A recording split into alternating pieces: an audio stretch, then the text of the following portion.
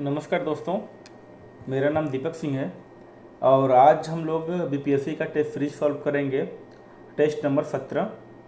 तो चलो टाइम ना वेस्ट करते हुए हम लोग टेस्ट सीरीज शुरू करते हैं। ठीक है, जैसा भी होगा आप लोग अपना स्कोर नोट करते रहिएगा कि आप लोगों ने कितना क्वेश्चन सही किया है और कितना गलत किया है। ठीक है, तो चलिए शुरू करते हैं।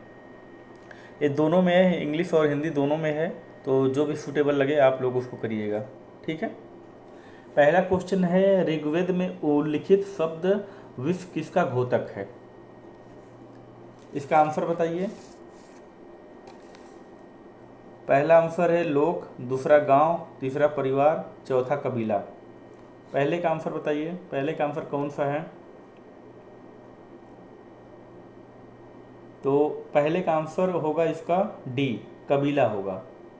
ठीक है, मैं कुछ टाइम आप लोगों को टाइम दूंगा, 10 नहीं 5 सेकेंड का, उसमें आप लोग अपना आंसर स्कोर कर लीजिएगा। ठीक है, चलिए नेक्स्ट क्वेश्चन पे आते हैं। उत्तर वैदिक काल में समाज 4 वर्णों में विभाजित था, ब्राह्मण, क्षत्रिय, वैश्य और शूद्र तथा कुछ सामाजिक, आर्थिक और राजनीतिक अधिकार व्यक्ति के वर्ण पर निर्भर करते थे। इस संदर्भ में द्विज किसे कहा जाता था? द्विज किसे कहा जाता था? पहला ऑप्शन है जो लोग शासन करने के हकदार थे, दूसरा है यज्ञ करने की अधिकार था, तीसरा जिन पवित्र धागा पहनने का अधिकार था, इनमें से कोई भी नहीं। इसमें बताइए दूसरा का आंसर कौन सा है? दूसरा का आंसर कौन सा है? तो इसका दूसरा आंसर हो जाएगा सी, दूसरे का आंसर हो जाएगा सी, जिन्हें पवित्र धागा पहनने का अधिकार था। ठीक है ना। तीसरा क्वेश्चन हम देखेंगे, प्राचीन शहर स्वर्ण नगरी जो सोने के निष्कर्ष के लिए मौर्य साम्राज्य के लिए महत्वपूर्ण था, वर्तमान में कहाँ स्थित है? चलिए बताइए, क्वेश्चन नंबर 3 का आंसर बताइए। क्वेश्चन नंबर 3 का आंसर बताइए। पहला ऑप्शन झारखंड, दूसरा कर्नाटक, तीसरा बिहार और चौथा तमिलनाडु। तो कौन सा आंसर है? क्वेश्चन नंबर 3 का आंसर बताइए। क्वेश्चन नंबर 3 का आंसर हो जाएगा कर्नाटक। अपना अपना स्कोर आप लोग नोट करते रहिएगा। ठीक है, अपना अपना स्कोर, जो भी लोग हैं अपना अपना स्कोर नोट करते रहिएगा। ठीक है, तो इसका हो जाएगा तीसरे का बी, कर्नाटक। ठीक है, चलिए आगे आते हैं। चौथे का देखते हैं, चौथे का कौन सा है? स्वगृहीत उत्तर वैदिक काल के दौरान एक महत्वपूर्ण अधिकारी था, वह अधिकारी किसके लिए जिम्मेदार था?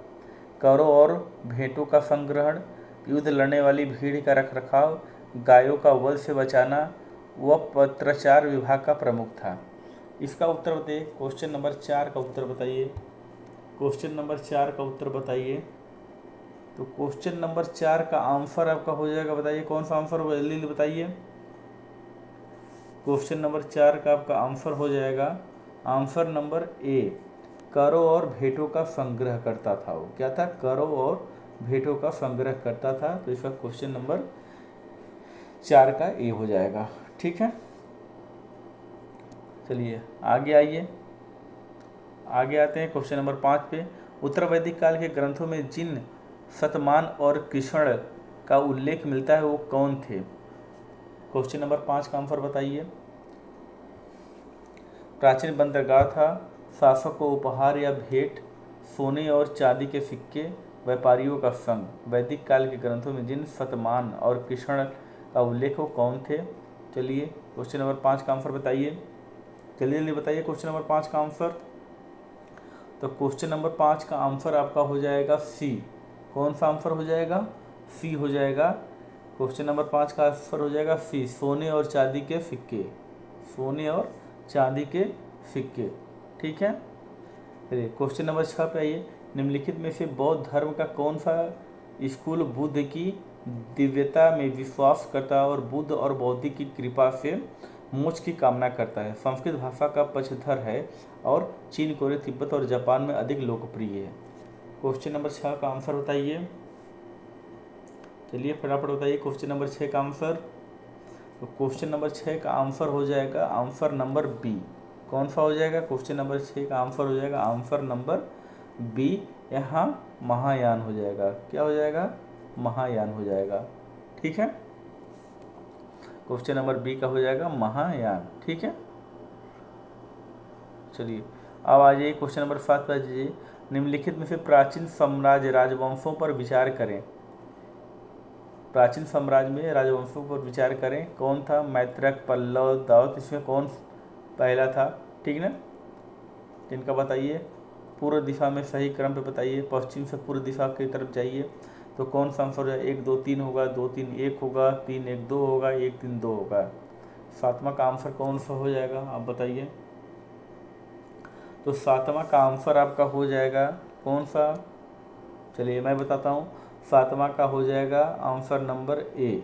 ठीक है, 1 2 3, 1 2 3 हो जाएगा। ठीक ना, क्वेश्चन नंबर 8 पे आ जाते हैं। क्वेश्चन नंबर 8 का बताइए। यह समुदाय शिव की पूजा लिंग के रूप में करता है और पुरुष आमतौर पर एक चांदी के बक्से में एक छोटा लिंग पहनते हैं जिन्हें बाएं कंधे पर लटकाया जाता है। धर्मशास्त्रों में बताया गया दाह संस्कार जैसे अंतिम संस्कार नहीं करते हैं। उपयुक्त वाक्यांश में निम्नलिखित में से किस समुदाय की चर्चा की गई है? आप बताइए। ये बहुत अच्छा क्वेश्चन है। अलवार, नैनार, अघोड़ी, लिंगायत। अब बताइए इसमें कौन सा है? क्वेश्चन नंबर 8 का आंसर बताइए फटाफट। क्वेश्चन नंबर 8 का आंसर बताइए। भगवान शिव का आप देखेंगे, अगर भगवान शिव से थोड़ा सा भी इसको करेंगे तो आप आंसर दे देंगे बहुत आसानी से।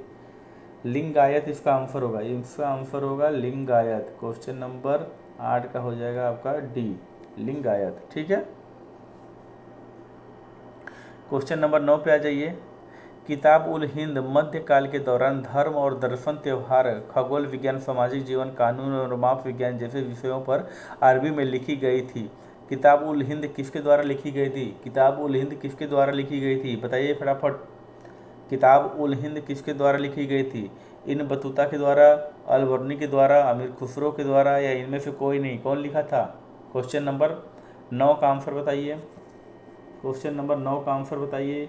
तो क्वेश्चन नंबर 9 का आंसर हो जाएगा बी, अलुबर्नी ने लिखा था। कौन लिखा था? अलुबर्नी ने लिखा था। इसको लिखा था अलुबर्नी ने। ठीक है, चलिए 10 पे आ जाइए। विलियम फिंच के अनुसार अकबर के शासनकाल के दौरान 40 खंभों वाले महल को बनाने के लिए लगभग 20,000 लोगों ने 40 साल तक काम किया था। 40 खंभों वाला महल कहाँ स्थित है? चलिए क्वेश्चन नंबर 10 को बताइए, इसका आंसर कौन सा होगा? क्वेश्चन नंबर 10 को बताइए, इसका आंसर कौन क्या होगा? ठीक है, और ये महल कहाँ पे बना था इसके बारे में भी चर्चा करिए। बताइए 40 खंभों वाला कहाँ पे बना था? तो इसका आंसर हो जाएगा आपका, बताइए 10 का कौन सा आंसर हो जाएगा? चलिए मैं बताता हूँ, आप लोगों ने अपना इसको ले लिया हो तो क्वेश्चन नंबर 10 का हो जाएगा इलाहाबाद प्रयागराज में है। 40 खंभों वाला कहाँ है? इलाहाबाद प्रयागराज में। इसका अगर थोड़ा सा देखें व्याख्या क्या है। इलाहाबाद में महल किले का निर्माण सम्राट अकबर ने इसको करवाया था। और कब करवाया था? 1583 में करवाया था। ठीक है, 1583 में इसको अकबर ने करवाया था। चलिए क्वेश्चन नंबर 11 पे आ जाइए। निम्नलिखित में से कौन अकबर के शासनकाल के दौरान शुरू की गई जब्ती और दसाला प्रणाली को सबसे अच्छे तरीके से व्याख्या करता है? ठीक है, जब्ती और दसाला। मवेशियों के प्रबंधन के लिए कानून, अपराधियों की भूमि जब्त करना, भू राजस्व प्रणाली। उपयुक्त में से कोई नहीं। क्वेश्चन नंबर 11 का आंसर बताइए। क्वेश्चन नंबर 11 का आंसर कौन सा हो जाएगा? क्वेश्चन नंबर 11 का आंसर कौन सा हो जाएगा? बताइए फटाफट। क्वेश्चन नंबर 11 का आंसर हो जाएगा आपका, चलिए मैं बताता हूँ, इसका आंसर हो जाएगा जिन लोगों का सी पे मारे हैं ट्रिक उनका सही है। जिन लोगों ने सी पे ट्रिक मारा है उनका सही है। ठीक है, चलिए 12 क्वेश्चन देखिए। एकता प्रणाली भूमि वितरण और प्रशासनिक प्रणाली का एक अनूठा प्रकार था जिसमें भूमि को एकता नामक कई भागों में विभाजित किया गया था और सैनिक अधिकारियों को कुलीन को सौंपा जाता था। एकता प्रणाली किसके शासनकाल के दौरान शुरू की गई थी? एकता प्रणाली को किसने शुरू किया था? क्वेश्चन नंबर 12 का आंसर बताइए फटाफट। क्वेश्चन नंबर 12 का, ये बहुत आसान क्वेश्चन है। एकता प्रणाली को आप देखोगे तो कौन किया था? एकता प्रणाली को इल्तुतमिश ने किया था। कौन किया था? इल्तुतमिश ने किया था। जिनका बी आंसर सही है वो एकदम सही है अपनी जगह पे। ठीक है, 13 पे आ जाइए। भारतीय राष्ट्रीय कांग्रेस अपने शुरुआती दिनों में अपने प्रस्ताव और कार्रवाइयों के प्रचार के लिए पूरी तरह से प्रेस पर निर्भर थी। राष्ट्रवादी आंदोलन के शुरुआती दौर में यानी 1870 से 1918 के बीच कई समाचार पत्र प्रकाशित हुए। इनके संदर्भ में हिंदू और स्वदेश मित्र किसके द्वारा प्रकाशित किए गए थे? हिंदू और स्वदेश मित्र बताइए कौन किया था? शिशिर कुमार घोष ने किया था, सी सुब्रमण्यम ने किया था, गोपाल गणेश अंकन ने किया था, जीपी वर्मा ने किया था। क्वेश्चन नंबर 13 का आंसर आप बताइए। क्वेश्चन नंबर 13 का आंसर बताइए। क्वेश्चन नंबर 13 का आंसर मुझे लगता है कि आप लोगों ने लगा लिया होगा और इसका आंसर होगा जी सुब्रमण्यम अय्यर। जिन लोगों का आंसर बी है वो लोग सही हैं। चलिए क्वेश्चन नंबर 14 पर, प्रथम विश्व युद्ध का भारत पर निम्नलिखित में से कौन सा प्रभाव था? प्रथम विश्व युद्ध का भारत में निम्नलिखित में से कौन सा प्रभाव था? होम रूल लीग की स्थापना, क्रांतिकारी गतिविधियों में वृद्धि। निम्नलिखित गुट में सही उत्तर चुनें। इसका आंसर कौन? केवल एक होगा, केवल दो होगा, एक दो दोनों होगा, या इनमें से कोई नहीं होगा? 14 का आंसर बताइए। 14 का आंसर बताइए। 14 का आंसर बताइए। 14 का आंसर फटाफट आप देखेंगे तो इसमें दोनों होगा। प्रथम विश्व युद्ध पर भारत पर निम्नलिखित में से कौन सा प्रभाव पड़ा था? दोनों पड़ा था। होम रूल लीग की भी स्थापना हुई थी और क्रांतिकारी गतिविधियों में भी वृद्धि हुई थी। तो इसका आंसर सीधे सीधे सी हो जाएगा। क्या हो जाएगा? इसका आंसर हो जाएगा सी। एक और दो दोनों हो जाएगा। ठीक है, चलिए अब 15 पे देखिए। भारत में ब्रिटिश सरकार और देशी रियासतों के शासकों के बीच संबंधों की प्रकृति की जांच करने और सुझाव देने के लिए 1927 में निम्नलिखित में से कौन सी समिति नियुक्त की गई थी? कौन सी समिति नियुक्त की गई थी 1927 वाला? तो इसमें बताइए कौन सा आंसर हो। चलिए क्वेश्चन नंबर 16 का आंसर बताइए। निम्नलिखित में से कौन सी घटना 1931 के गांधी इरविन समझौते से मेल खाती है? गांधी इरविन समझौते से कौन सी घटना मेल खाती है आप बताइए। गांधी जी की जेल से रिहाई, भारत में सविनय अवज्ञा आंदोलन का अंत, खान अब्दुल गफ्फार खान की गिरफ्तारी, उपयुक्त में से सभी। इसमें 16 का आंसर कौन सा होता है बताइए। 16 का आंसर कौन सा होगा? तो 16 का आंसर हो जाएगा आंसर नंबर बी। 16 का आंसर होगा आंसर नंबर बी, भारत में सविनय अवज्ञा आंदोलन का अंत। ठीक है, 16 का हो जाएगा बी। 17 पे आइए। पहली डायनासोर की हड्डियां 1828 में east India company captain William Henry Sleeman द्वारा भारत में खोजी गई थी। हेलोटाइप कैसेरिकाओं का जीवाश्म कहाँ खोजा गया था? तो 17 का आंसर बताइए फटाफट। 17 का आंसर बताइए। देखो कौन कौन सही बताते हैं 17 का आंसर। तो 17 का आंसर जिन लोगों का बी है जबलपुर, जिन लोगों का जबलपुर सही है वो सही हैं। ठीक है, निम्नलिखित में से किस समाज सुधारक ने आत्मीय सभा की स्थापना की थी? सभा ने केसरवादी हिंदू धर्म का प्रचार किया और उन्हें भारत का आधुनिक पुरुष कहा जाता है। चलिए बताइए। ईश्वर चंद्र विद्यासागर, केशव चंद्र सेन, राजा मोहन राय और महर्षि देवेंद्र टैगोर। 18 का बताइए। 18 का आंसर बताइए। 18 का आंसर बताइए। तो 18 का आंसर बहुत ईजी है, आप लोग जानते भी हैं इनके बारे में। ये हैं राजा राम मोहन राय। ठीक है, 19 का बताइए। बंगाल विभाजन के बाद स्वदेशी आंदोलन के दौरान निम्न में से कौन सी घटना घटित हुई? 19 का आंसर बताइए। राष्ट्रीय शिक्षा परिषद की स्थापना हुई कि बंगाल नेशनल कॉलेज की स्थापना हुई? ये अभी दोनों हुआ, इनमें से कोई भी नहीं। 19 का आंसर बताइए। 19 का आंसर बताइए। 19 का आंसर बताइए। 19 का आंसर हो जाएगा आंसर नंबर सी। इसमें दोनों भी घटना हुई, ए और बी दोनों घटना हुई। तो 19 का आंसर हो जाएगा आंसर नंबर सी। 20 पे आ जाइए। 1857 के विद्रोह के बाद स्थानीय प्रेस सरकार की बहुत आलोचना करने लगे। जवाब में सरकार ने भारत में प्रेस पर सेंसरशिप लगाने के लिए कड़े कदम उठाए। ब्रिटिश औपनिवेशिक सरकार द्वारा कैद किए जाने वाला पहला भारतीय पत्रकार कौन था? पहला भारतीय पत्रकार कौन था? बाल गंगाधर तिलक थे या सुरेंद्रनाथ बनर्जी थे, कृष्णलाल धिंगड़ा थे, शिशिर कुमार घोष थे? क्वेश्चन नंबर 20 का आंसर बताइए। क्वेश्चन नंबर 20 का आंसर आप देखेंगे कौन सा है? तो सुरेंद्रनाथ बनर्जी। इसका आंसर हो जाएगा सुरेंद्रनाथ बनर्जी। चलिए अब 21 पे आ जाइए। पौधे ने न तो कोई तंत्रिका ऊतक होता है और न ही कोई मांसपेशी ऊतक, फिर टचमी नॉट छुई मुई पौधा स्पर्श को कैसे पहचानता है और प्रक्रिया में प्रतिक्रिया कैसे हिलती हैं? ठीक है, बताइए इसका आंसर बताइए 20 का। पौधे की कुछ कोशिकाएं अपना आकार बदल लेती हैं, या पौधे की कोशिकाओं में पानी की मात्रा में परिवर्तन होता है, या सी आंसर है, सी इसका ऑप्शन है पौधे तंत्रिका तंत्र का उपयोग करते हैं, या डी में से इनमें से कोई नहीं। तो मुझे लगता है इसका आंसर कौन सा होगा, आप बताइए। इसका आंसर हो जाएगा 21 का कौन सा आंसर होगा? तो 21 का आंसर हो जाएगा आंसर नंबर बी। तो जिन लोगों का बी सही है वो सही है, जिन लोगों का बी सही है, पौधों की कोशिकाओं में पानी की मात्रा में परिवर्तन होता है। तो जिन लोगों का बी सही है वो सही है।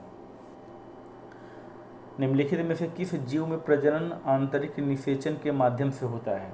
निषेचन के माध्यम से होता है, बताइए। क्वेश्चन नंबर 22 का आंसर बताइए। क्वेश्चन नंबर 22 का आंसर बताइए, फटाफट बताइए। क्वेश्चन नंबर 22 का आंसर कौन सा होगा?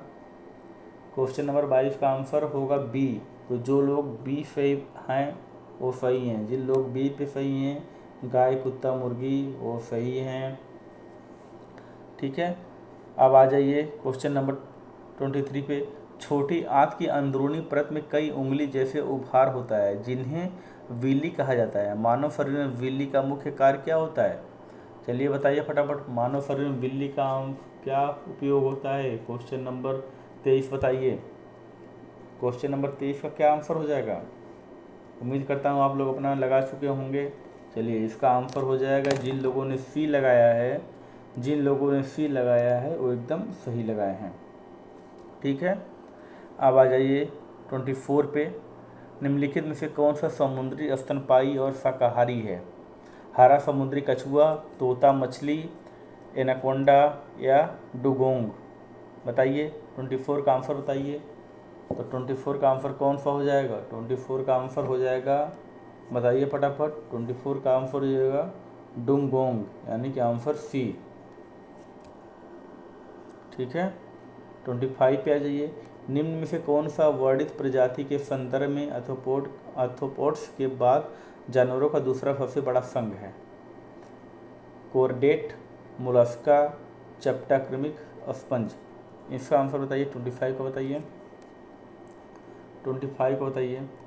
चलिए उम्मीद करता हूँ लगा चुके होंगे। तो 25 का हो जाएगा मोलस्का। कौन सा हो जाएगा? मोलस्का। ठीक है, अब 26 पे आ जाइए। राष्ट्रीय परिवार स्वास्थ्य सर्वेक्षण NFHS6 के छठे दौर में किससे संबंधित प्रश्न नहीं होंगे? वजन, एनीमिया, लंबाई, विकलांगता? नीचे का कूट में से चुनना है सही का। केवल 1 2 हो जाएगा, 2 3 हो जाएगा, 3 4 हो जाएगा, 1 3 होगा। इसका आंसर बताइए 26 का। बताइए फटाफट 26 का आंसर क्या हो जाएगा? तो 26 का आंसर हो जाएगा, केवल इसमें 3 और 4 सही होंगे, 3 और 4 सही होंगे। ठीक है, 3 4 में विकलांगता होगा और एनीमिया होगा।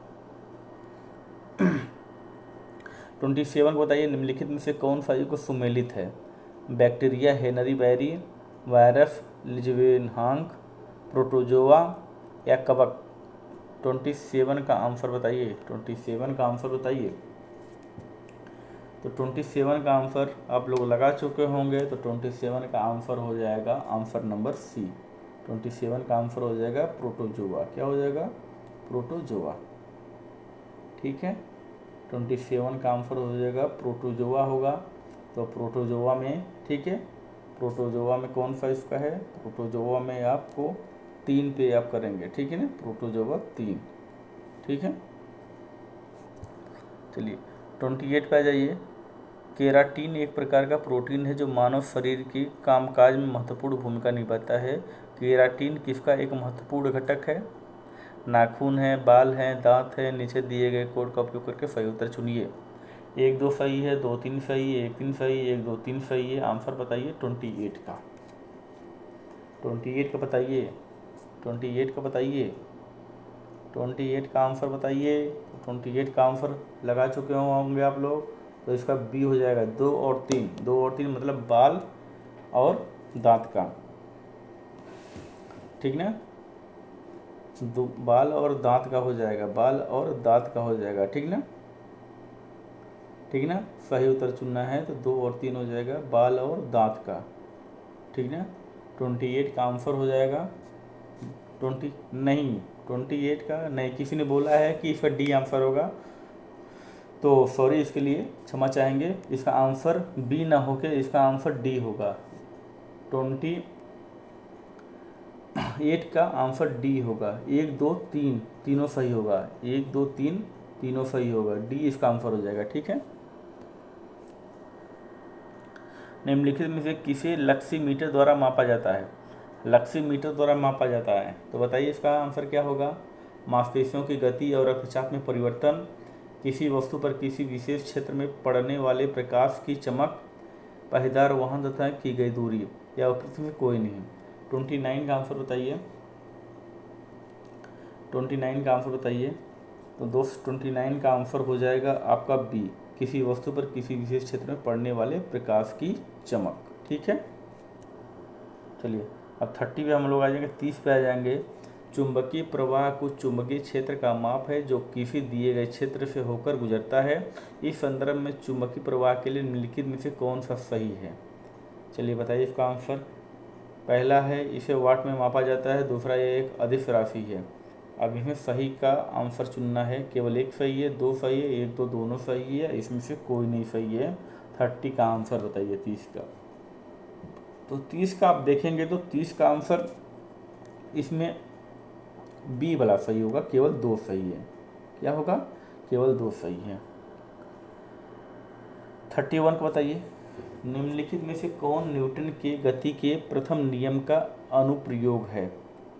ठीक है, कौन सा न्यूटन के प्रयोग का है बताइए। पेशेवर एथलेटिक गेंद पकड़ने के बाद अपने हाथ पीछे ले जाते हैं। गोल्फ खेल में गेंद का तोड़ना क्लब और लगातार बल के सीधे अनुपातिक होता है। यदि उतरती हुई लिफ्ट अचानक रुक जाए तो रक्त आपके सिर से पैर की ओर दौड़ने लगता है। बंदूक का प्रतिरेज बल बताइए। 31 का आंसर आप बताइए, बताइए भाई फटाफट बताइए। 31 का आंसर बताइए। 31 का आंसर, 31 का आंसर कौन सा हो जाएगा? तो 31 का आंसर हो जाएगा आंसर नंबर सी। 31 का आंसर कौन सा हो जाएगा? 31 का आंसर हो जाएगा आंसर नंबर सी। यदि उतरती हुई लिफ्ट अचानक रुक जाए तो रक्त आपके सिर से पैरों की ओर दौड़ने लगता है। चलिए अब 32 का बताइए। 32 का आंसर कौन सा होगा? 32 का आंसर कौन सा होगा? निम्नलिखित में से कौन सा पदार्थ किसी चालक में विद्युत प्रवाह के लिए अधिकतम प्रतिरोध प्रदान करता है? चांदी करता है, तांबा करता है, सोना करता है, लोहा करता है। 32 का बताइए। तो बहुत आसान इसका आंसर है, आप देखेंगे तो सबसे ज़्यादा लोहा में होता है, तो आंसर डी हो जाएगा इसका, ठीक है। चलिए फटाफट करते हैं। निम्नलिखित में किसका उपयोग परमाणु ऊर्जा संयंत्रों में शीतल के रूप में किया जाता है? तो शीतल कौन सा होता है? कार्बन डाइऑक्साइड होता है, खारा पानी होता है, हीलियम होता है, उपयुक्त में से सभी होते हैं। तो 33 का बताइए आंसर कौन सा हो जाएगा? 33 का आंसर देखेंगे तो आंसर नंबर डी हो जाएगा। इसमें 3 हो जाएगा, खारा पानी, कार्बन डाइऑक्साइड और हीलियम, तो इसका उपयुक्त में से सभी हो जाएगा। अब आ जाते हैं 34 पे।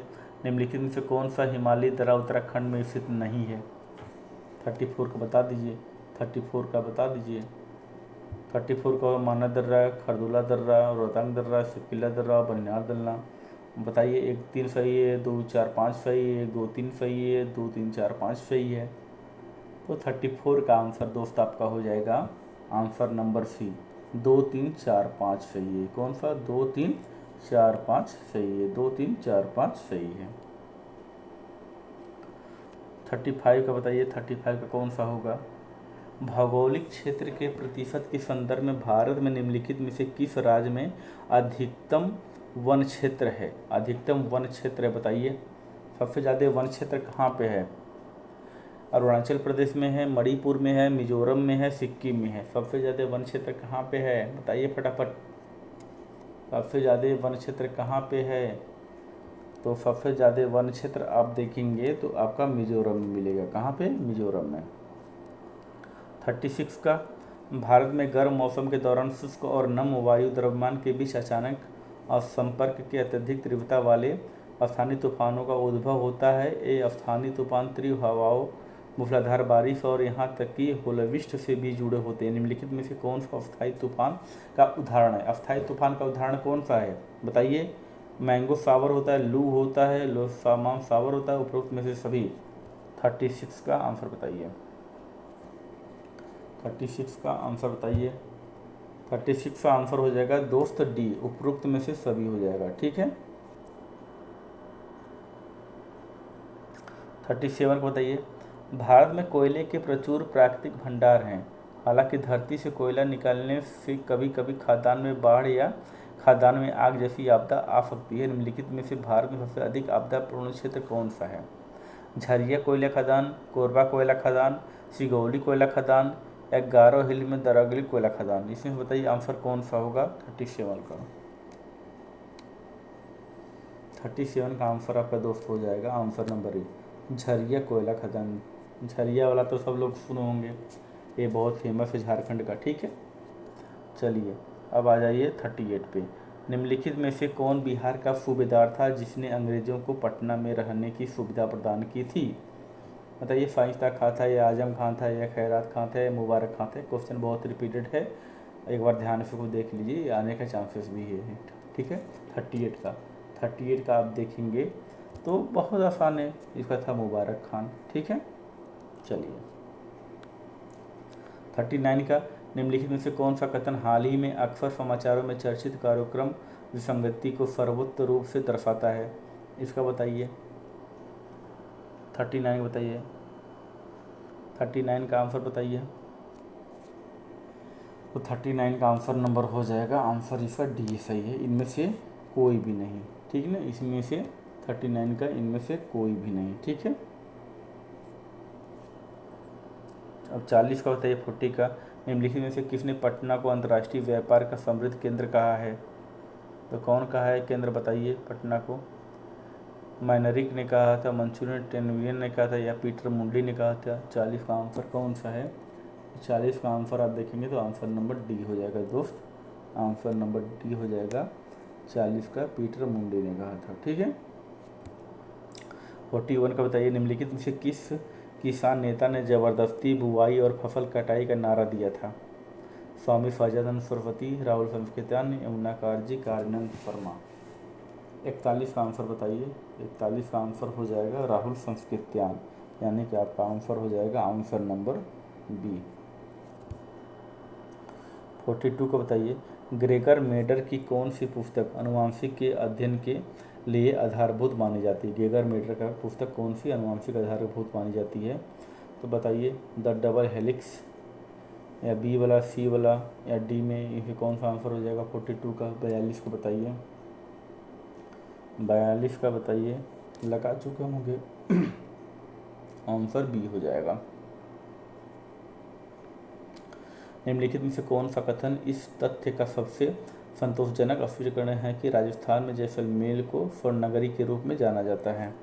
ठीक है, 43 का बताइए। 43 का बताइए। 43 का बताइए। 43 का आंसर हो जाएगा आंसर नंबर डी। ठीक है, इसका हो जाएगा जैसलमेर वाला। ठीक है ना, नहीं, क्योरी जैसलमेर पीले बलुआ पत्थर की एक चोटी पर स्थित है, तो 43 का D. Nanda Devi biosphere reserve के संदर्भ में निम्नलिखित कथनों पर विचार कीजिए। इसमें हिमालय क्षेत्र के समशीतोष्ण वन शामिल हैं। इस रिजर्व में सामान्यतः हिम तेंदुए, कस्तूरी मृग और होंगुल पाए जाते हैं। आंसर बता दीजिए 44 का। ये तो बहुत ईजी है, आप देखेंगे तो खाली इसका एक हो जाएगा। ठीक है, चलिए 45 का बताइए। लोटिक पारिस्थितिक तंत्र का उदाहरण है। लोटिक क्या है पहले तो ये कन्फर्म कर लीजिए। ठीक है, 45 का। ठीक है, 45 का देखिए, 45 का आंसर बता दीजिए। 45 का आंसर हो जाएगा आपका बी, तालाब। ठीक है, 45 का तालाब हो जाएगा। लोटी के बारे में थोड़ा जाना देख लिए। ये आवास प्रकार के आधार प्राकृतिक परिस्थितियों तंत्र का स्थलीय और जलीय वर्गीकरण होता है इसमें। ठीक ना, स्थलीय परिस्थिति जो होती है तंत्र, जंगल, घास के मैदान या रेगिस्तान आप ले सकते हैं। इसमें शामिल जो जलीय पारिस्थितिक तंत्र में जो मीठे पानी का तालाब या झील होती है, खारे पानी जैसे समुद्री मुहाना आदि इसमें ज़्यादा करके होते हैं। ठीक है, तो मैं उम्मीद करता हूँ इतना भी आपको समझ में आ गया होगा। ठीक है, तो इसका आंसर हो जाएगा 45 का आंसर हो जाएगा, 45 का आंसर हो जाएगा आपका बी हो जाएगा ना, बी हो जाएगा। तो केवल एक हो जाएगा, सॉरी इसमें केवल एक हो जाएगा, खाली नदी आपका होगा ना। इसका आंसर बी होगा 45 का, तो आंसर एक हो जाएगा। ठीक है, अब 46 का बताइए, 46 का क्या होगा। समुद्री परिस्थिति तंत्र में निम्नलिखित में से कौन सा क्षेत्र उथला क्षेत्र है और समुद्र तल में जोड़े रहने वाले पौधों को सहारा देता है। तो पेलाजिक क्षेत्र होता है, बैंदिक क्षेत्र होता है, तटीय क्षेत्र होता है, नैर्टिक क्षेत्र होता है। 46 का आंसर हो जाएगा आंसर सी, आंसर सी नैर्टिक क्षेत्र होता है। ठीक है, निम्नलिखित में से कौन सा जानवर शीत निद्रा का अभ्यास करता है। पहाड़ी बकरी, हिम तेंदुआ, चमगादड़, कांटेदार जंगली चूहा। ठीक है ना, इसमें कूट का प्रयोग करिए। बी सही है, डी सही है या सी सही है, ये सही है। तो कूट में देखेंगे 47 का आंसर हो जाएगा आंसर नंबर सी। ठीक है, आंसर सी, यानी कि 3 और 4 सही है इसमें। ठीक है, 48 में आ जाइए। रेगिस्तान ऐसे क्षेत्र हैं जहां तापमान में अत्यधिक दैनिक परिवर्तन देखने को मिलते हैं। ऐसी चरण स्थिति में रहने वाले जीवों ने विशेष अनुकूलित विशेषताएं विकसित की है जो उन्हें अत्यधिक तापमान का सामना करने में सक्षम बनाती है। ऊँट अत्यधिक तापमान का सामना कैसे करते हैं। ठीक है, अब इसका आंसर देखिए, एक बार में बहुत सारा पानी पीकर करते हैं, या पसीना निकालने से ऊँट को अपने शरीर का तापमान बनाए रखने में मदद मिलती है, या सी वाला ऑप्शन है वे शरीर के तापमान में महत्वपूर्ण परिवर्तन को झेल सकते हैं, या डी है ऊँट का फर उसे उच्च तापमान सहन करने में मदद करता है। बताइए 48 का आंसर क्या होगा। 48 का आंसर बताइए, तब तक मैं पानी पी लेता हूँ। बताइए 48 का आंसर कौन सा होगा। 48 का आंसर बताइए। 48 का आंसर दोस्त हो जाएगा सी, वे शरीर के तापमान में महत्वपूर्ण परिवर्तन को झेल सकते हैं और पानी का संरक्षण कर सकते हैं। 49 पे आ जाइए। कुछ प्रजाति की घटती आबादी को रोकने के लिए सरकार द्वारा समय समय पर कई सक्षम कार्यक्रम शुरू किए गए हैं। निम्नलिखित में से कौन सा सबसे पहला सक्षम कार्यक्रम शुरू किया गया है। प्रोजेक्ट टाइगर, प्रोजेक्ट हाथी, कीर शेर परियोजना, या प्रोजेक्ट मगरमच्छ। 49 का आंसर बताइए। 49 का आंसर हो जाएगा आपका डी। कौन सा हो जाएगा। 49 का हो जाएगा डी, गिर शेर परियोजना। याद रखना, क्वेश्चन आ सकता है। ठीक है, 50 पे जाइए। सूर्य के चारों ओर परिक्रमा के दौरान पृथ्वी सूर्य के सबसे निकट कब होती है। बताइए, 4 जुलाई को, 24 जुलाई जून को, 25 जून को, 3 जनवरी को। 50 का आंसर बता दीजिए। 50 का आंसर देखेंगे तो बहुत ईजी है, अब देखेंगे तो इसका सी हो जाएगा, 3 जनवरी को हो जाता है। 51 को बताइए, निम्नलिखित कथन पर विचार करें। पृथ्वी को सूर्यास्त तभी तरंगों के रूप में प्राप्त होता है या विकिरणी ऊर्जा लघु तरंगों के रूप में वायुमंडलीय तक पहुंचती है। इसका आंसर कौन सा हो जाएगा। 51 का 51 का आंसर कौन सा हो जाएगा बताइए। इसका आंसर डी होगा, न तो 1 न तो 2। ठीक है, न तो 1 न तो 2। चलिए 52 पे आइए। चलिए मारिए फटाफट, थक गए हैं आप लोग लग रहा है। थकिए मत, टाइम कम है और प्रैक्टिस ज़्यादा करना है, तो इस वजह से थकना नहीं है, रुकना नहीं है, डटना है, मैदान में डटना है। ठीक है, डटे रहिए। 42 पे आ जाइए। निम्नलिखित में से कौन सा देश सहारा रेगिस्तान का हिस्सा है। चलिए, अंगोला, मोरक्को, लीबिया, चाड। निम्नलिखित में से कूट का प्रयोग करना 1 2 3 2 4 5 1 2 4 1 3 4, इसमें से कौन सा सही है। 52 को बताइए। 52 का बताइए। 52 का आप देखेंगे तो 52 का आपका हो जाएगा आंसर सी, 1 3 4। ठीक है, 1 3 4 इसका आंसर सही होगा। चलिए आ जाइए 53 पे। भूकंपी तरंगों के संदर्भ में लिखित कथनों पर विचार करें। प्राथमिक तरंगें केवल गैसीय और तरल पदार्थों के माध्यम से ही यात्रा कर सकती हैं। द्वितीय तरंगें केवल ठोस पदार्थों के माध्यम से ही यात्रा कर सकती हैं। बताइए इसका आंसर बताइए। 53 का आंसर बताइए। तो 53 का आंसर कौन सा हो जाएगा आपका। 53 का आंसर दोस्त हो जाएगा आपका ए। क्या हो जाएगा? केवल एक। ठीक ना, केवल एक आपका आंसर होगा 53 का आंसर केवल एक। 54 में आ जाइए। निम्नलिखित नदियों पर विचार करें। पीली नदी, यांगजी नदी, मेकांग नदी, उपरोक्त में से उत्तर से दक्षिण की ओर कौन जाती है? बताइए। 54 का बताइए। 54 का बताइए। 54 का बताइए। 54 का कौन सा होगा? तो 54 का बताइए। उम्मीद करता हूँ आप लोग लगा चुके होंगे। इसका आंसर हो जाएगा दोस्त डी। इसका आंसर हो जाएगा डी। 1 2 3 ये सही सुमेलित है। ठीक है, 1 2 3 पीली नदी, यांगजी नदी, फिर मेकांग नदी। ठीक है। 55 का ये, उच्च न्यायालय के न्यायाधीश की नियुक्ति किसके द्वारा की जाती है? अब बताइए, उच्च न्यायालय के न्यायाधीश की नियुक्ति कौन करता है? राष्ट्रपति करता है, संसदीय राज्य के राज्यपाल करते हैं, संसद करते हैं, सर्वोच्च न्यायालय के मुख्य न्यायाधीश करते हैं। बताइए, बहुत ईजी जो क्वेश्चन है, मारिए फटाफट, रुकना नहीं है। 55 का बताइए। 55 का बताएंगे तो सीधे सीधी बात है, भारत इसका राष्ट्रपति करेगा। 55 का कौन करेगा? राष्ट्रपति करेगा। 55 का राष्ट्रपति हो गया।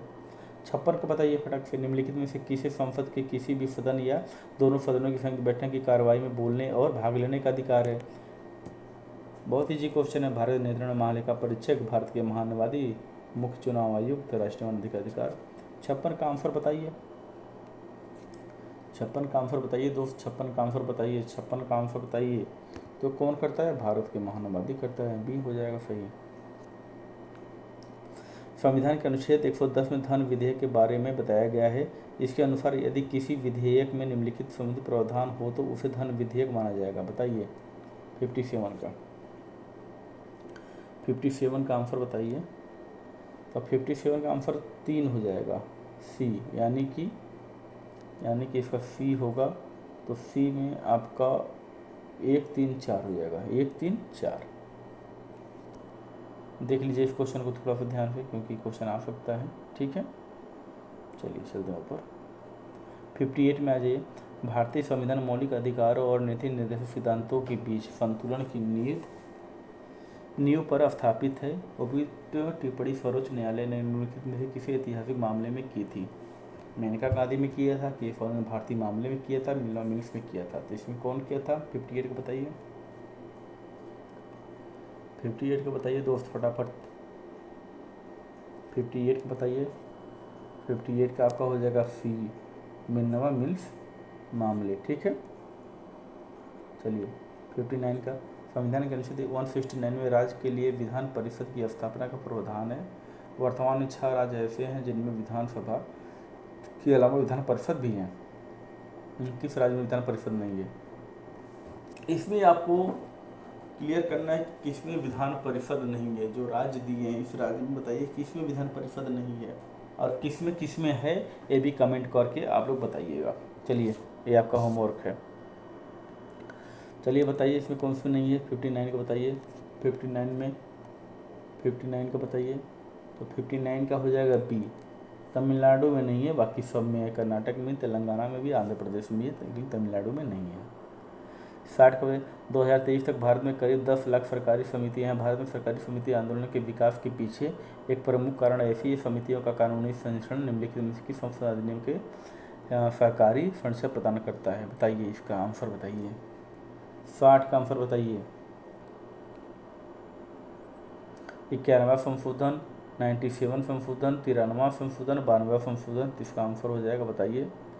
60 का आंसर बताइए। 60 का आंसर बताइए। 60 का आंसर हो जाएगा आपका बी। 60 का आंसर हो जाएगा 97। ठीक है, संशोधन। निम्नलिखित में से कौन सा उपकरण प्रत्यक्ष लोकतंत्र में प्रयुक्त नहीं होता है? बताइए। जनमत संग्रह, जनमत कोई नहीं, पहल। बताइए 61 का। तो 61 का आपका हो जाएगा डी हो जाएगा। 61 का डी हो जाएगा, इसमें कोई नहीं बल्कि सब है। ठीक है, चलिए 62 भारतीय संविधान के संदर्भ कथनों पर विचार कीजिए। सरकारी समिति बनाने के अधिकार एक मौलिक अधिकार है। प्रस्तावना के प्रधान न्यायालय में लागू नहीं किए जा सकते। प्रस्तावना में संशोधन नहीं किया जा सकता क्योंकि संविधान का हिस्सा नहीं है। अगर ये बातें सही हैं तो आंसर बता दीजिए कौन सा होगा 62 का। 62 का दोस्त अगर देखेंगे तो आंसर हो जाएगा इसका ए, केवल 1 और 2 सही है। ठीक है, चलिए 63 का आंसर बताइए। भारत ने समय समय पर विभिन्न केंद्र शासित प्रदेशों का निर्माण किया है। प्रशासनिक इकाई के रूप में केंद्र शासित प्रदेशों के निर्माण के पीछे निम्नलिखित में से कौन से सबसे ठोस कारण है, बताइए। सांस्कृतिक, सामरिक, जनजाति लोगों को विशेष सुविधा उपयोग में से सभी। 63 का आंसर बताइए। चलिए 63 का आंसर हो जाएगा डी, क्योंकि इसमें सब तीन उपरोक्त सभी। निम्नलिखित में से किस निकाय को बुजुर्गों का सदन के नाम से जाना जाता है, बताइए भैया। बहुत अच्छा क्वेश्चन है और ये लक्ष्मीकांत में आपको पढ़ेंगे तो मिलेगा। 64 का आंसर बताइए। बुजुर्गों का सदन किसे कहते हैं? बुजुर्गों का सदन कहते हैं राज्यसभा को। किसको? राज्यसभा को कहते हैं बुजुर्गों का सदन। ठीक है, राज्यसभा को कहते हैं बुजुर्गों का सदन। ठीक है, चलिए आइए आगे 65 पे। भारत के लिए संविधान सभा का विचार सबसे पहले किसने रखा था? अंबेडकर जी ने, बाल गंगाधर तिलक ने, राजेंद्र प्रसाद ने, एम एन राय ने। ये बहुत अच्छा क्वेश्चन है। 65 का आंसर देखने में बहुत आसानी से निकल जाएगा। आंसर सी है, इसका एम एन राय ने किया था। ठीक है, भारत में स्थानीय स्वशासन के संदर्भ में निम्नलिखित पर विचार करें। पुस्तकालय का, सार्वजनिक वितरण प्रणाली का, विनाशक सेवाओं का। बताइए इसमें क्या आंसर कौन है? 66 का। 66 का आंसर देखेंगे तो इसका बी हो जाएगा। बी मतलब 1 और 2 दोनों सही है। ठीक है, 67 पे हो जाएगा। निम्नलिखित कथनों पर विचार करें। वर्तमान में राज्यसभा में संघ शासित प्रदेशों का कोई प्रतिनिधित्व नहीं है। राज्यसभा के सदस्य का चुनाव अनुपातिक प्रतिनिधित्व प्रणाली क्या होता है? राज्यसभा में सभी राज्यों का समान प्रतिनिधित्व है। बताइए इसका आंसर बताइए। 67 का आंसर बताइए। तो दोस्त इसका हो जाएगा 67 का आंसर हो जाएगा आपका ये, केवल 1 होगा। केवल 1 सही है, बाकी सब गलत है। 68 पे आ जाइए। विश्व ऊर्जा रोजगार 2023 रिपोर्ट के संदर्भ में निम्नलिखित कथनों पर विचार करें। तो इसका आंसर बताइए आप लोग कौन सा होगा? 68 का। इसे विश्व आर्थिक मंच द्वारा प्रतिदिन प्रकाशित किया जाता है। 2023 की रिपोर्ट में पहली बार लिथियम और तांबे के निष्कर्ष संबंधित डेटा शामिल किया गया था। छोड़ दीजिए, क्वेश्चन थोड़ा पुराना है। ठीक, तो इसको हटा देते हैं। 69 पे आ जाइए। निम्नलिखित में से किस कंपनी ने 2038 तक शुद्ध शून्य उत्सर्जन हासिल करने की योजना की घोषणा की है? ONGC ने, IOC ने, NTPC ने, हिंदुस्तान पेट्रोलियम ने। 69 का आंसर बताइए। 69 का आंसर बताइए। इसका 69 का आंसर हो जाएगा आंसर ए। कौन सा आंसर हो जाएगा? आंसर ये हो जाएगा ONGC ने किया है। ठीक है, 70 का। निम्न में से कौन सा मुद्रास्फीति अंतर शब्द का सर्वोच्च रूप से व्याख्या करता है? बताइए इसका। 70 का आंसर बताइए। 70 का आंसर हो जाएगा आपका डी। यह किसी अर्थव्यवस्था के पूर्णतः नियोजित होने पर अनुमानित सकल घरेलू उत्पाद और वास्तविक सकल घरेलू उत्पाद के बीच का अंतर है। 71 पे आ जाइए। भारतीय दिवाला और शोधन अक्षमता बोर्ड RBI के निम्नलिखित कथनों पर विचार करें। ठीक है, यदि दिवाला एवं दिवालियापन संहिता को क्रियान्वित करने का प्रभावी है। यह एक अर्थ न्यायिक निकाय है। आंसर बताइए प्लीज फटाफट। 71 का आंसर बताइए दोस्त। 71 का आंसर हो जाएगा आपका सी। क्या हो जाएगा? सी।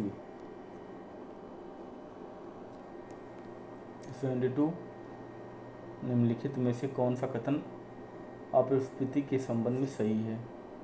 यह सामान्य मृत्यु स्तर में निम्नलिखित गिरावट है। अपस्फीति सदैव उपभोक्ताओं के लिए लाभदायक होती है। केंद्रीय बैंक अपस्फीति से निपटने के लिए विस्तारवादी मौद्रिक नीति का उपयोग करता है। इसमें बताइए, इसमें देखेंगे तो आपको सही आंसर मिल जाएगा। 72 में 72 का आंसर आप अगर देखेंगे तो आपको मिल जाएगा।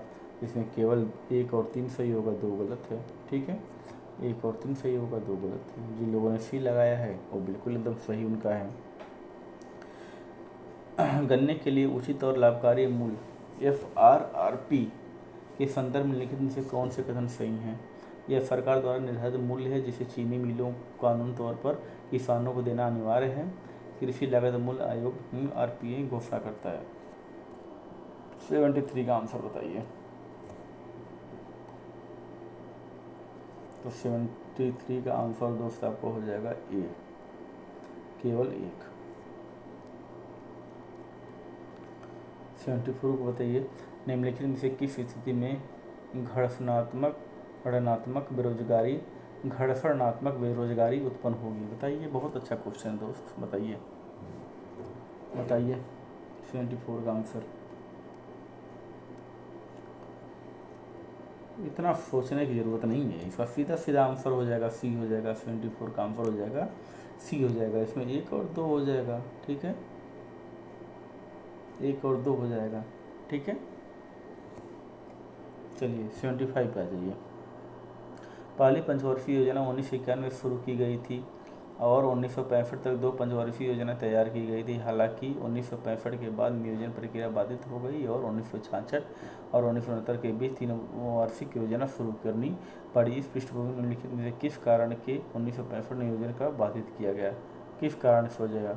भारत पाकिस्तान संघर्ष हुआ था, या लगातार 2 वर्षों का सूखा, या मुद्रा का अवमूल्यन? इसका आंसर बताइए 75 का। अपना अपना स्कोर आप लोग कमेंट बॉक्स में डालना कि इसका कितना क्वेश्चन सही हो रहा है। चलिए बताइए 75 का। 75 को बताइए। तो 2 से 7 डी हो जाएगा। 1 2 तीनों सही है। 76 का, नीति आयोग के अनुसार भारत में कुल कृषि भूमि का कितना प्रतिशत सिंचित भूमि है? बताइए कितना प्रतिशत सिंचित भूमि है? 33, 25, 75, 52। 76 का आंसर बताइए। तो सी हो जाएगा, इसका हो जाएगा आंसर नंबर सी, 52।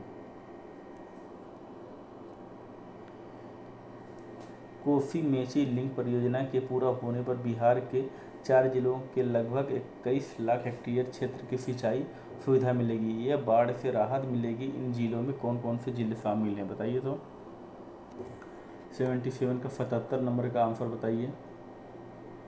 77 का आंसर बताइए। इसका सब है वो सही, एकदम डी वाला आंसर मार दीजिए फटाक से बिना सोचे, ठीक है। अररिया, पूर्णिया, कटिहार, किशनगंज सबको इसका लाभ मिलेगा। 78 का है, बिहार में जैविक खेती के संदर्भ में निम्नलिखित कथनों पर विचार करें, ठीक है। फिलहाल यह काम बिहार के 13 जिलों में किया जा रहा है। किसानों को 1 एकड़ के लिए 11,500 रुपये की वित्तीय सहायता दी जाएगी। राज्य सरकार जैविक खेती के लिए निःशुल्क जैव उर्वरक उपलब्ध कराएगी। इसका आंसर कौन सा होगा? 78 का बताइए। चलिए, उम्मीद करता लगा चुके होंगे। इसका सभी तीनों सही है। इसका हो जाएगा सी। 79, स्वतंत्रता पश्चात निम्नलिखित में से कौन कभी भी बिहार का राज्यपाल नहीं रहे? बताइए। D.Y. पाटिल, बनवारी लाल जोशी, सत्यपाल मलिक, टंडन जी, तो कौन नहीं रहे इसमें? 79 का तो डी वाले नहीं रहे, बनवारी लाल जोशी इसमें नहीं रहे। बिहार के वर्तमान राज्यपाल श्री राजेंद्र विश्वनाथ आलेंकर इससे पहले कहाँ के राज्यपाल थे? बताइए, आलेंकर जी कहाँ के राज्यपाल थे उस समय? अभी हैं तो इसमें बताइए। पंजाब, उत्तर प्रदेश, हिमाचल प्रदेश, उसमें कहाँ के थे? 80 का बताइए। तो उस समय थे हिमाचल प्रदेश के। खटवा को 2016 में जीआई टैग प्राप्त हुआ है। इस संदर्भ में खटवा के निम्नलिखित में से कौन सा कथन सही है? ये एक एप्लिक वर्क है जिसकी उत्पत्ति बिहार में हुई। इसका उपयोग स्थानीय रूप से सजावटी क्षेत्रीय आदि बनाने के लिए किया जाता है। कार्यशाला में खटवा कार्य के लिए आधार के रूप में अधिकार सूची का प्रयोग किया जाता है। आंसर बताइए 81 का। 81 का दोस्त हो जाएगा आपका ए, 1 और 2। 82 को बताइए। बिहार में 13 पंजीकृत जीआई टैग वाले उत्पाद वस्तु इस संदर्भ में लिखित में से कौन सा उत्पाद वस्तु भागलपुर संबंधित है? कतरनी चावल, मरचा चावल, मगही पान, जर्दालू आम। 82 को बताइए। 82 का आंसर हो जाएगा बी, नहीं सॉरी डी होगा। 1 और 3। ठीक है, जर्दालू आम हो जाएगा और कतरनी चावल। 83 का बताइए, राज्य का महादेवता राज्य का सर्वोच्च विधि अधिकारी होता है। इस संदर्भ में लिखित कथनों पर विचार कीजिए। संविधान के अनुच्छेद 143 में राज्य के लिए महादेवता का पद प्रावधान है। प्रशांत कुमार शाही बिहार के वर्तमान महाधिवक्ता हैं। बताइए आंसर इसका फटाफट। 83 का, तो 83 का आंसर हो जाएगा बी, केवल बी सही है। प्रशांत कुमार शाही बिहार के वर्तमान महाधिवक्ता हैं। 84 का बताइए, मिलान करना मिलाइए। सम्राट चौधरी क्या है, संतोष कुमार क्या है, बताइए। 84 का बताइए। 84 का आपका देखिए सीधे सीधे एक हो जाएगा, ये सही सुमेलित है, ठीक ना, ये सुमेलित सही है। 84 का आपका हो जाएगा 1 2 3 4, ठीक ना। 85 पे आ जाइए, किस जैन तीर्थंकर का मंदार हिल पर निर्वाल प्राप्ति से संबंध है। ऋषभनाथ का, परशुनाथ का, वासुपूज का, महावीर का। 85 का आंसर बताइए। तो वासुपूज का नाम याद रखिएगा, यही क्वेश्चन आएगा, हो सकता है अपनी बार। यद्यपि वर्ष 1937 में उड़ीसा के लिए एक अलग प्रांत बनाया गया था, लेकिन पटना उच्च न्यायालय ने उड़ीसा के क्षेत्र पर भी अधिकार क्षेत्र का प्रयोग किया। पटना उच्च न्यायालय ने उड़ीसा पर कब तक अधिकार क्षेत्र का प्रयोग किया, बताइए बताइए बताइए। 85 का बताइए, 85 का बताइए। चलिए अभी थोड़ा सा कुछ हो गया है। 85 का बताइए, ठीक ना। 86 का बताइए। 86 का, 85 तक हो गया है। 86 का आंसर कौन सा है बताइए। इसका सी हो जाएगा, 86 का सी हो जाएगा, 1948। चलिए 1948। 87 बताइए, कौन सी सरकारी संस्था प्रोजेक्ट नेक्सन के कार्यान्वयन को देखरेख करती है, बताइए। गृह मंत्रालय या भारतीय रिजर्व बैंक आरबीआई करता है, या भारतीय प्रौद्योगिकी सेवी करता है, या नीति आयोग करता है, बताइए। प्रोजेक्ट नेक्सन के कौन करता है। 87 का आंसर बताइए। इसका काम करता है आरबीआई, देखरेख। 88 का निम्नलिखित में से कौन सा रेलवे जोन बिहार के कवर नहीं करता है। पूर्व रेलवे, उत्तर रेलवे, मध्य रेलवे, पूर्व मध्य रेलवे, बताइए। इसका आंसर बताइए 88 का। इसका आंसर हो जाएगा सी, 1 और 4। 89 का, पेस्टन वक्र आर्थिक दृष्टि से क्या दर्शाता है, बताइए। 89 का बताइए। 89 का, ये दर्शाता है आर और जीरो प्रतिशत के बीच का संबंध, यानी कि आंसर नंबर ए हो जाएगा इसका।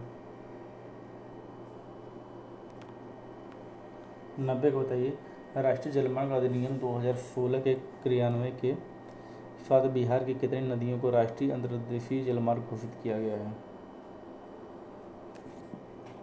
90 का आंसर बताइए। तो 7 नदियों को किया गया है। अब 7 नदियों को आप देखना चाहेंगे तो देख लीजिए।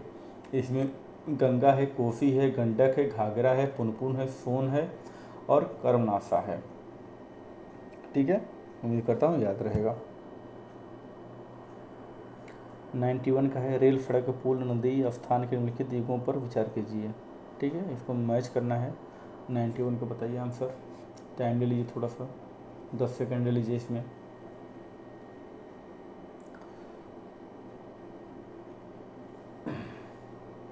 नाइन्टी का है, बताइए। 91 का ऑप्शन हो जाएगा ए, ठीक है। 91 का ऑप्शन हो जाएगा ए, 1 2 3। 92 को बताइए, 1920 के दशक के प्रारंभ निम्नलिखित में से किसने मुजफ्फरपुर में पर्दा प्रथा के खिलाफ आंदोलन शुरू किया था। 92 को बताइए। 92 को बताइए। तो 92 का अमला मुखर्जी ने किया था। कौन किया था, अमला मुखर्जी ने किया था। बिहार के प्राचीन उदंतपुरी विश्वविद्यालय के बारे में बताइए कौन सा। इसकी स्थापना पाल शासक गोपाल प्रथम ने किया था। इसकी स्थापना 8वीं शताब्दी बिहार शरीफ में हुई थी। 14वीं शताब्दी में बक्सर किले नष्ट किया था। आंसर बताइए। 93 का आंसर बताइए। 93 का आंसर हो जाएगा दोस्त ए, 1 2 दोनों सही है बस, ठीक। 94 का निम्नलिखित कथनों पर विचार करें। 1919 में पटना कॉलेज में भौतिक और रासायनिक विज्ञान खेले गए थे, बताइए। 94 का आंसर बताइए। तो 94 का दोनों हो जाएगा, 1 और 2। टिनजापरिन कोबरा की जगह सोने होने की कोशिका क्षति को कम करने से कौन सी मदद करता है, बताइए इसका। 95 का आंसर बताइए। 95 का आंसर बताइए। इसका आंसर हो जाएगा सी, नाइट्रोजन और सल्फर। नाइट्रोजन और सल्फर। 97 पे वैकल्पिक ईंधन के रूप में डाइमेथिल ईथन डीएमई का उपयोग करने का मुख्य लाभ निम्नलिखित में से कौन सा है, बताइए इसका। 97 का 97 को बताइए। 97 को हो जाएगा डी। 97 को हो जाएगा डी। 97 को हो जाएगा डी, कण पदार्थ और नॉक्सन का ऊर्जन। 98 को बताइए। धुआं एक प्रकार का कोलाइड है, बताइए। धुआं एक प्रकार का कोलाइड है, इसका आंसर बताइए। 98 का बताइए। 98 का हो जाएगा डी, गैस में ठोस।